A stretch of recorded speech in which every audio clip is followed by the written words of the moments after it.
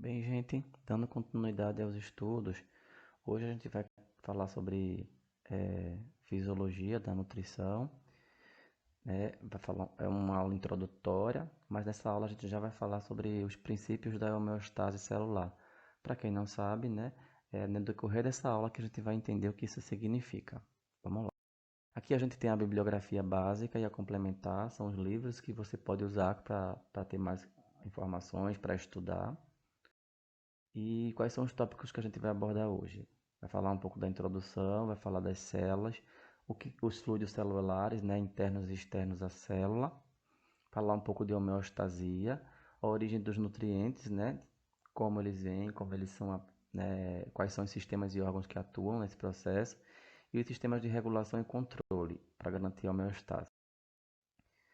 A fisiologia, ela é o complemento da anatomia. Na anatomia, você estuda as partes do corpo, as partes do sistema, as partes dos órgãos. Então, você estudou, por exemplo, que o sistema urinário ele é formado por dois rins, dois uréteres, uma bexiga, uma uretra. E aí, depois se pega o rim e vai se estudar as partes do rim, né? A cápsula renal, néfrons, parte a parte. Na fisiologia, a gente vai estudar o complemento, ou seja, como cada parte dessa funciona. Então, como é que o néfron no rim funciona, o que é que ele faz, as partes do néfron, o que acontece em cada parte, o que acontece quando o sangue passa pelo rim e sai e volta limpo e a urina segue adiante. Então, a gente vai entender isso. Para entender isso, a fisiologia ela explica fatores físicos que ocorrem no corpo e fatores químicos que acontecem, geralmente dentro das células, tá? Então, o propósito maior da fisiologia é explicar características e mecanismos específicos que ocorrem no nosso corpo, ok? Por quê? Porque existem mecanismos que permitem que o nosso corpo sobreviva ou se adapte a condições diversas. Por exemplo, existem seres humanos morando no Polo Norte, existem seres humanos morando no deserto do Saara, e o corpo se adapta. Então, mas quando o corpo se adapta, alguns mecanismos internos mudam para aquele ambiente, ok? Então a gente consegue sobreviver em condições adversas. Então, a gente quando fala de fisiologia, a gente tem que começar pela célula. Por quê?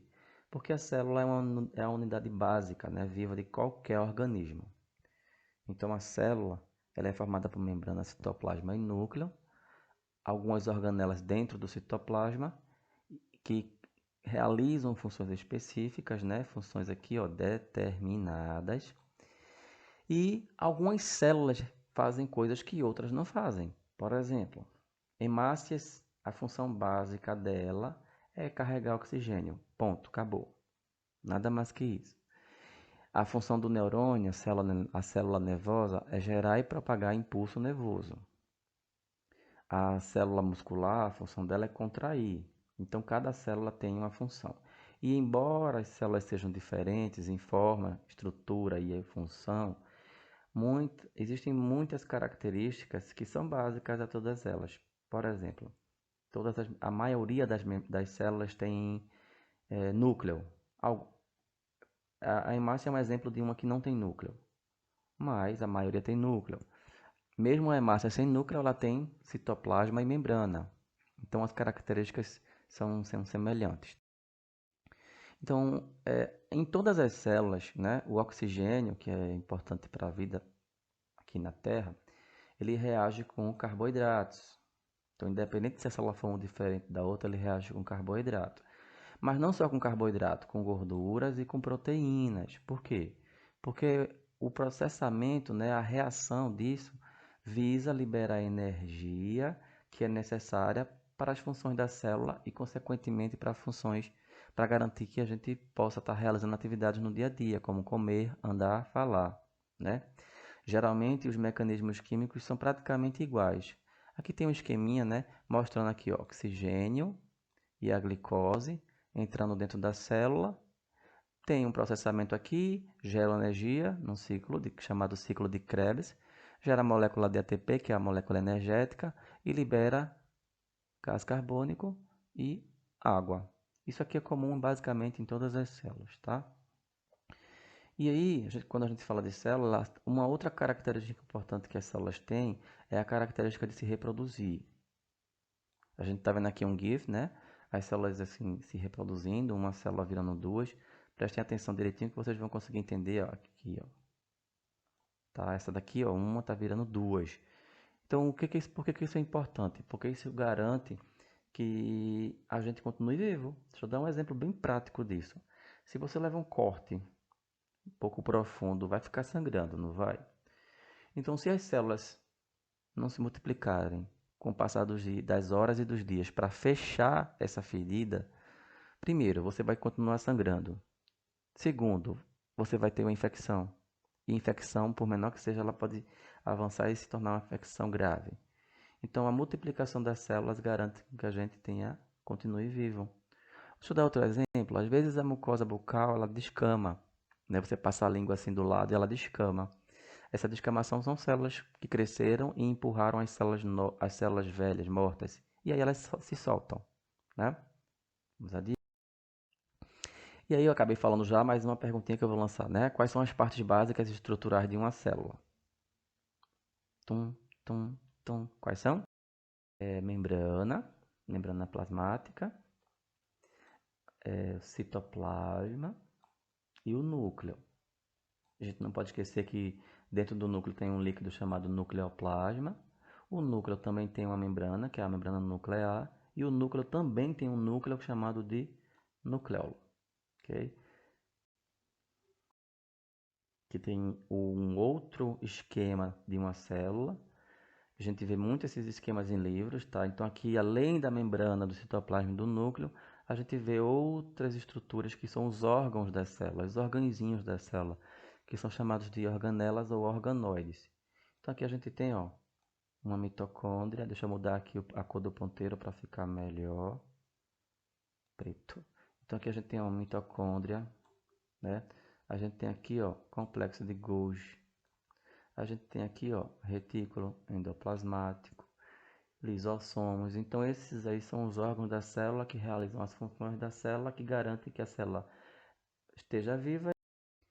Aqui é um esquemazinho para mostrar se aqui fosse uma célula, isso aqui seria a membrana da célula. Olha o tamanho dela, né? Da célula. Então aqui seria uma bactéria. Isso aqui é para comparar o tamanho, né? Uma bactéria, uma outra bactéria chamada Rickettsia, um vírus de tamanho um pouco maior e um vírus de tamanho pequeno. Olha como esse vírus é pequenininho. Para ele entrar aqui, ó, é facilzinho, não é? Basta ter o receptor certinho aqui, enganar a membrana plasmática, ó, e entrar, né? Quais são os componentes de uma célula, né? A célula e sua composição. A água, todos nós sabemos, né? Que o nosso corpo é basicamente 70% a 80, 85% de água. E se a gente é 70% de água, significa que as células têm fluido e o fluido que tem lá é água e é 70% de uma célula. Os íons, que são os elementos minerais, também estão presentes nas células. Então também compõem as células, até porque são importantíssimos para reações, tá? Um exemplo de íons: potássio, magnésio, fosfato, sulfato, bicarbonato, cálcio, né? Por exemplo, o cálcio ele é importantíssimo para que a gente tenha contração no músculo, para que a gente se mova. O cálcio só é lembrado quando se fala em osso, mas o cálcio é extremamente importante para a musculatura, para o músculo se mexer. Sem ele, o músculo não funciona. O sódio é extremamente importante para os neurônios, para que a gente consiga ter impulso nervoso, né? Outro elemento são as proteínas. As proteínas, elas representam 10 a 20% de toda a célula, tá? Depois da água, é o que mais tem dentro de uma célula. E as proteínas, ela têm função estrutural, ou seja, elas fazem parte da estrutura da célula. Deixa eu citar um exemplo aqui, o citoesqueleto da célula são proteínas. E tem as partes que elas realizam funções importantes, como o transporte de material para dentro e para fora da célula. A gente vai ver um pouco. Lipídios também compõem a célula. Lipídios é o que, pessoal? Lipídio é gordura. Então a gente tem lipídio dentro da célula, mas também tem lipídio aqui, ó, o fosfolipídio formando a membrana da célula, tá? A membrana da célula, ela é fosfolipídica, ou seja, ela é feita por lipídio. Tem o colesterol e também tem o triglicerídeos. Outro componente que também é encontrado na célula, porém em menor proporção, porque ele é utilizado para transformar energia, são os carboidratos, tá? O fluido celular, né, ele é composto basicamente por uma solução com água e elementos minerais e algumas outras substâncias. Esse fluido, né, ele representa 60%. Na verdade, deixa eu fazer uma analogia. Se eu pegar um copo com água e dissolver sal, dissolvendo, eu quando olhar para o copo eu não vou ver o sal mais, mas eu sei que ali tem um líquido com uma solução aquosa com o íon sódio, não é? Então, basicamente, o fluido celular que eu estou falando em relação à célula é isso, tá? Só que essa solução aquosa dentro da célula não é apenas íons, como a gente acabou de ver, ou não é apenas sódio, tem sódio, potássio, tá? E os demais. A maior parte desse fluido fica dentro da célula e é chamado de fluido intracelular, e um terço fica fora da célula, que é chamado líquido extracelular ou líquido intersticial. Aí aqui, ó, veja se vocês conseguem acompanhar. Aqui, ó, isso aqui, ó, que parece um líquidozinho no meio, tá vendo? Aqui, ó. Isso é um líquido intersticial. Por aí acontecem trocas entre a célula e o meio. A gente chama essa troca de difusão.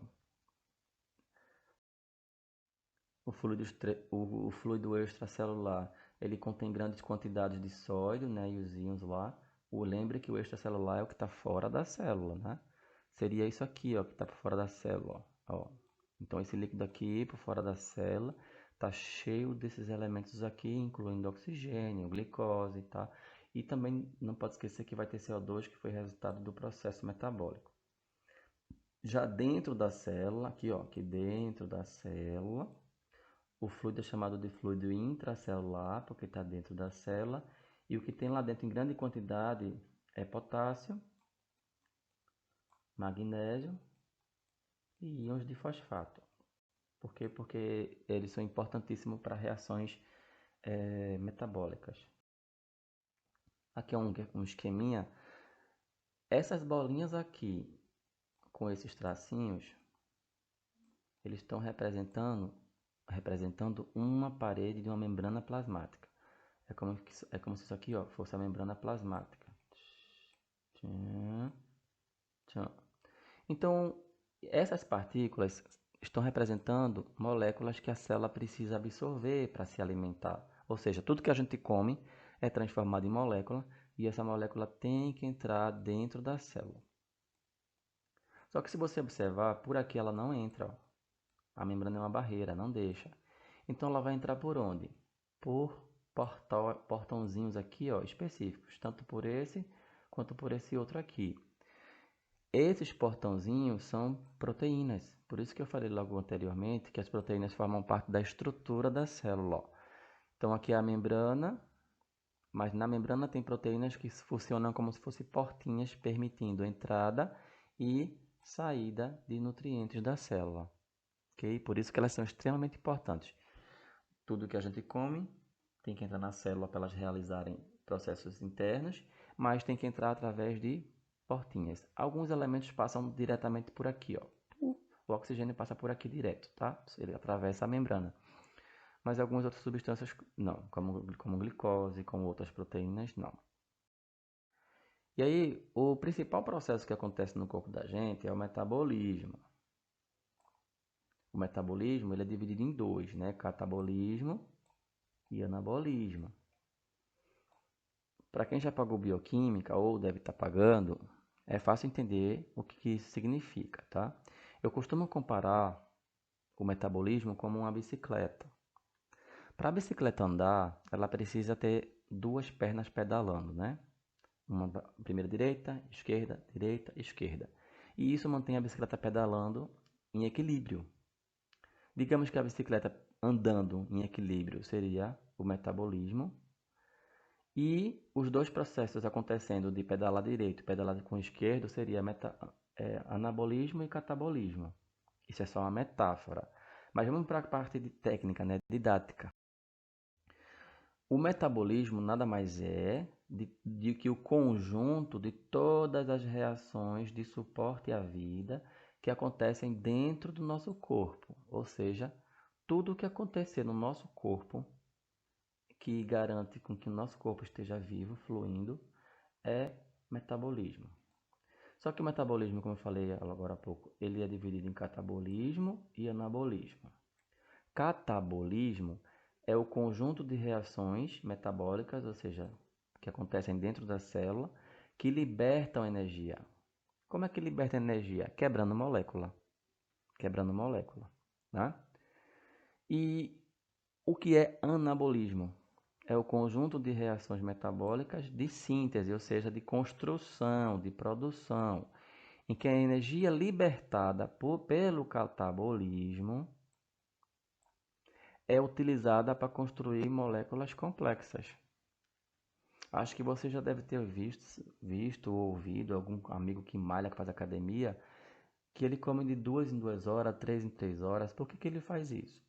Porque a pessoa que faz academia geralmente quer crescer muscular, ter crescimento muscular, hipertrofia. Então, quem faz academia, que treina para que o músculo cresça, se passar muitas horas sem comer, o que vai acontecer? O metabolismo vai começar a catabolizar, ou seja, quebrar moléculas que você está querendo cultivar para crescer. Mas para que quebrar essas moléculas? Para pegar essas moléculas e libertar energia. Então, atleta, principalmente fisiculturista, ele nem gosta de ouvir essa palavra, catabolismo. Ele gosta de ouvir anabolismo, porque anabolismo... Então aqui, ó, anabolismo é construção, catabolismo é degradação. Degradação, de uma forma bem simples, seria destruição, né? Quando eu estava dando aula, eu acho que eu falei para vocês, coloque o sumo do abacaxi sobre uma carne. Espere uma hora que vocês vão ver que aquela carne vai ficar diluída ou praticamente diluída. Então, ali é um processo de degradação que acontece por proteínas, né, por enzimas. Então, degradação significa destruição também. E, então, imagina um atleta lá fazendo academia todos os dias, comendo um monte de proteína. Ele vai querer catabolizar, ele vai querer perder a massa muscular que ele está tentando lutar. Não vai, né? Vamos lá. Então, o propósito do metabolismo não é manter a vida, como eu falei há pouco, não é manter a vida, o propósito maior. Como é que se mantém a vida? Não adianta manter a vida doente, né? Então, o propósito maior do metabolismo aqui, ó, é manter um estado de equilíbrio. Por quê? Porque se tiver o equilíbrio, tá tudo certo, tá tudo saudável, né? Então, vejam, existem alguns fatores que são importantes para que o metabolismo aconteça, para que o equilíbrio aconteça, né? Então, o primeiro deles é a temperatura. Então, a temperatura de um corpo humano, padrão, né, saudável, fica entre 36 e 36,5. Qualquer desvio nessa temperatura para cima ou para baixo demonstra que tem um desequilíbrio. Desculpe a letra aqui, que eu ainda estou aprendendo a usar o escrever no mouse, né? Então, qualquer desequilíbrio nessa temperatura, que é um fator físico, pode desencadear problemas. Os neurônios, que são as células do sistema nervoso, eles não suportam uma temperatura muito alta, eles começam a morrer, degradar. Então, por isso que as pessoas começam a ter convulsão quando a febre vai aumentando para 39, para 40, né? Porque os neurônios começam a entrar em colapso, começam a morrer. Então, aí já não tem mais equilíbrio. Outro fator é a pressão sanguínea. Uma pressão sanguínea padrão, ideal, fica entre 12/8 e 11/8, né? Então, qualquer desvio nessa pressão muito para cima ou muito para baixo é desequilíbrio, pode causar problemas graves ao indivíduo. Agora, detalhe: tem alguns indivíduos que têm a pressão naturalmente do seu corpo que já é baixa. Tem gente que tem a pressão 10 por 12, 9 por 11 e o corpo da pessoa funciona bem, tá? Então, isso aí é uma característica daquele corpo. Mas se fosse no meu, por exemplo, que minha pressão é 12 por 8, se minha pressão descer para 10 por 11, eu desmaio, eu caio. Então significa que tem alguma coisa errada acontecendo. A frequência respiratória é outro fator que é importante, porque a frequência respiratória é o fornecimento de oxigênio para o corpo, né? Então ele tem que estar adequado. Às vezes você quando vai correr, que você tá, eu como costumo correr, né, fazer maratoninhas, então, às vezes, você percebe que quando chega no seu limite, a frequência respiratória aumenta muito. Então, você tem que parar. Você precisa parar porque não aguenta, né? A capacidade do pulmão a capacidade pulmonar pode não ser o suficiente.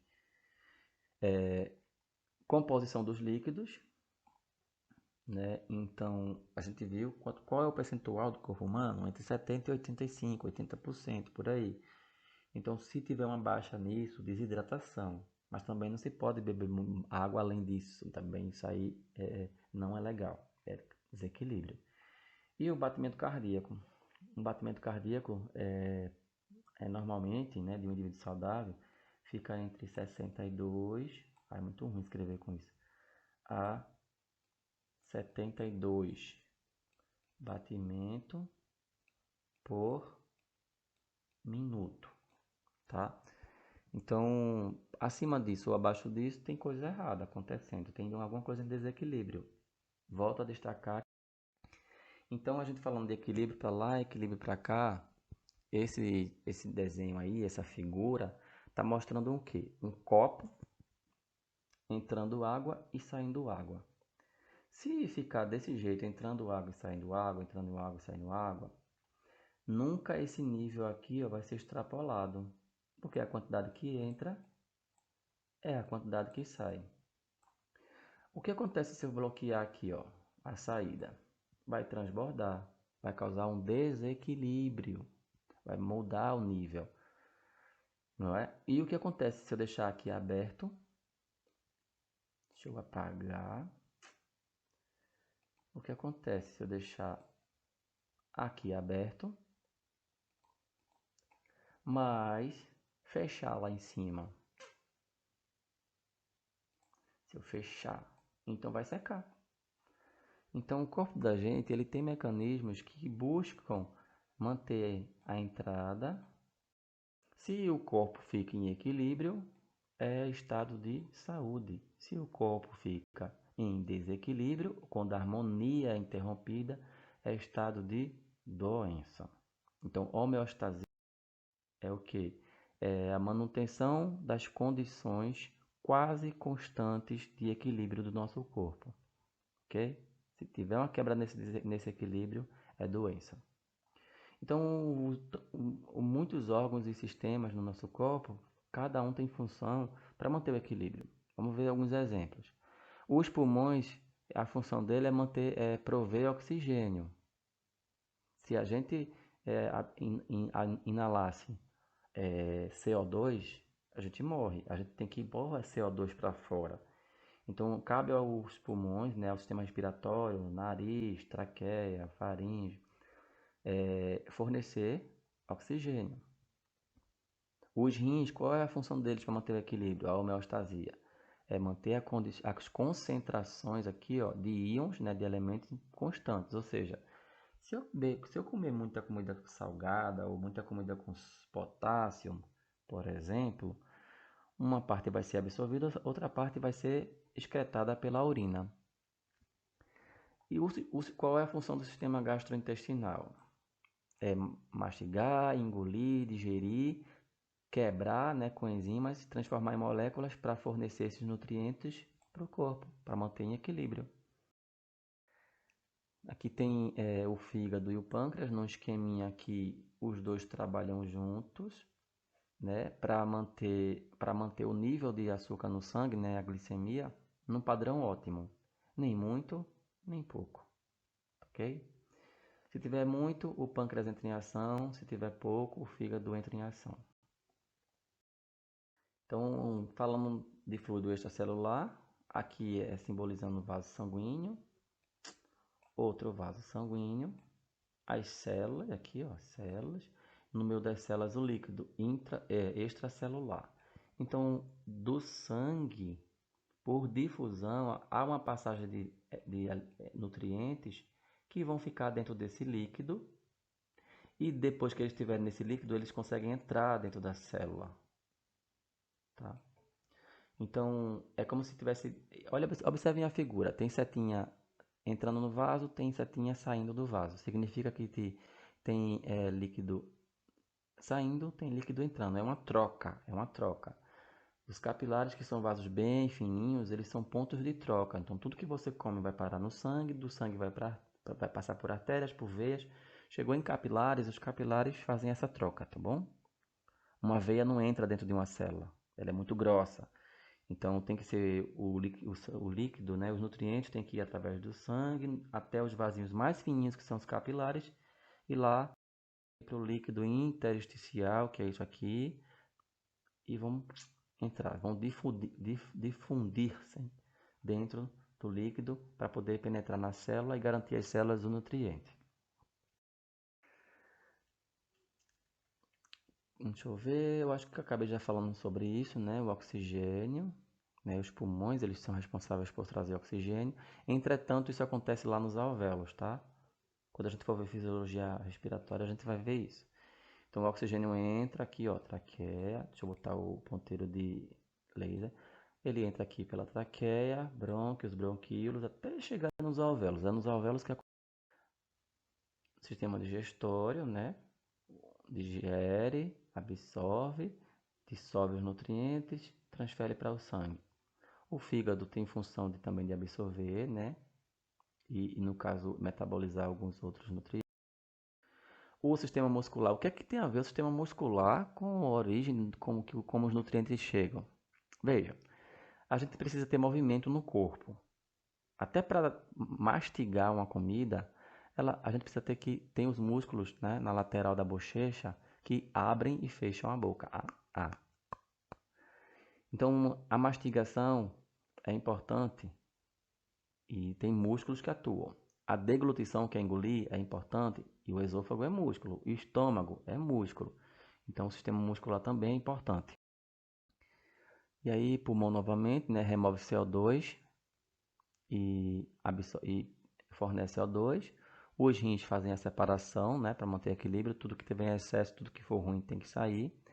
Principalmente aqui, ó, ureia, ácido úrico é ruim, não pode ficar no corpo, tem que sair. Excesso de íons tem que sair. E excesso de água também. Quanto mais água a gente bebe, mais vontade dá vontade de fazer xixi, né? E aí todo o mecanismo, todo o processo é regulado tanto pelo sistema nervoso, né? Através de aferência sensorial, o sistema nervoso central, que detecta como o corpo está funcionando, gera respostas, sensações, transmitem estímulos, né? Um sistema endócrino. Então, o sistema endócrino produz hormônios que vão atuar na regulação, né, das atividades internas do corpo, principalmente quando ele está relacionado com funções metabólicas, tá?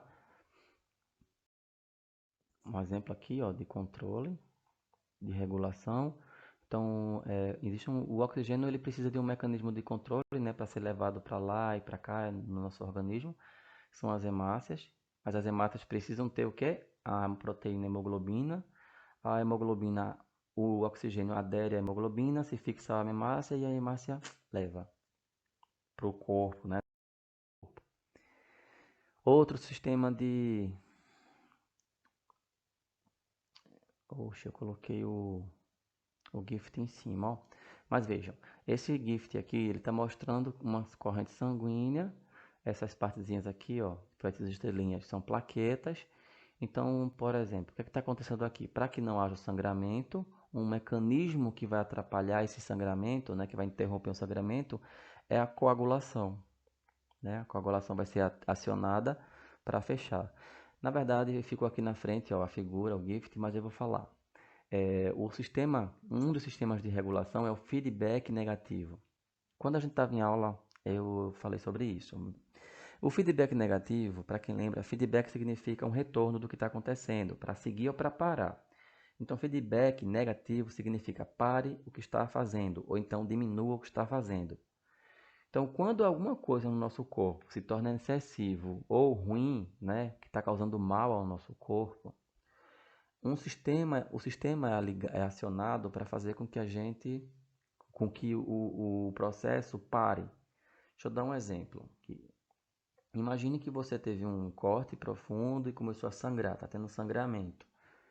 Então, o que é que acontece? O sistema nervoso recebe esse estímulo de sangramento, né? Está perdendo líquido, está perdendo sangue, e manda informação para o coração, através de nervos, para ele diminuir o batimento cardíaco.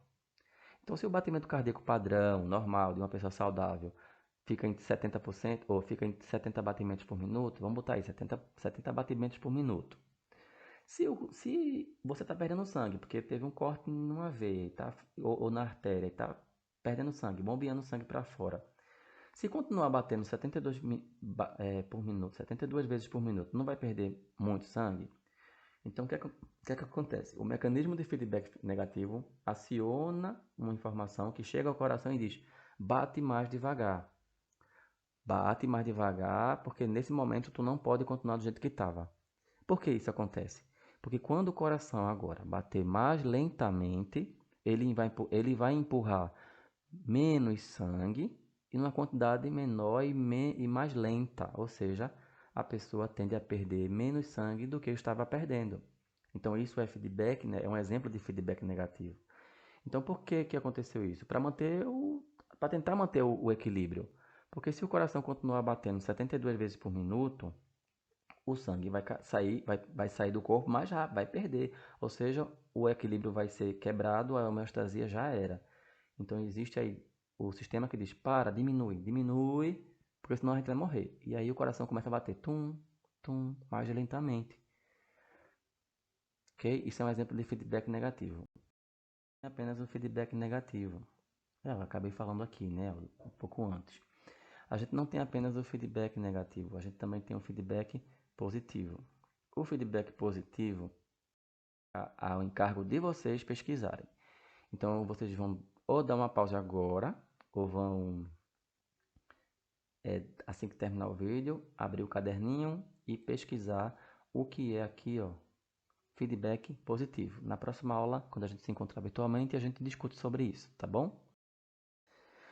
E ó, o corpo da gente é uma sociedade de trilhões de células, né? Cada uma possui uma estrutura funcional, cada um tem um modelo, uma função, uma atividade, e todas elas juntas garantem o equilíbrio, né?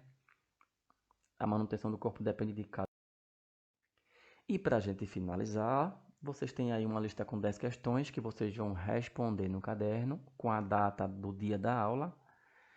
Para deixar, lembrem-se que isso vai contar como nota também, vai ser somando as notas. E a gente se vê na próxima aula. Espero que tenham gostado e